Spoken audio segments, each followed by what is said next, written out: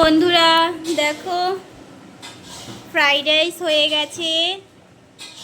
কি সুন্দর ঝরঝরে একদম ফ্রাইড রাইস।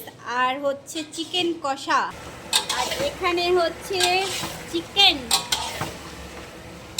আমার ননাস রান্না করছে।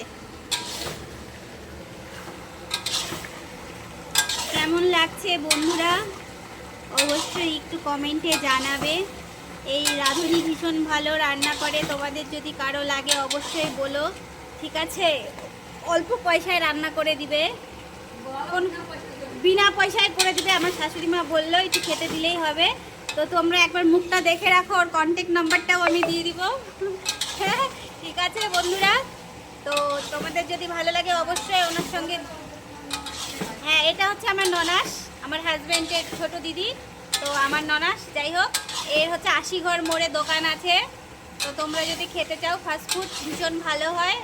এর বানানো খাবার মোমো, এগরোল, চাউমিন, তারপরে হচ্ছে কি ওটা যেন মোগলাই, চিকেন পকোড়া।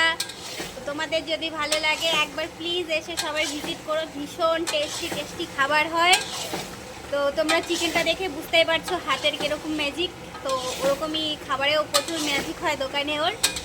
আর তোমরা এসে দোকানে টাকা নিবে, বাট তোমাদের বাড়িতে গিয়ে যদি রান্না করে দিতে হয় ও টাকা নিবে না, ঠিক আছে?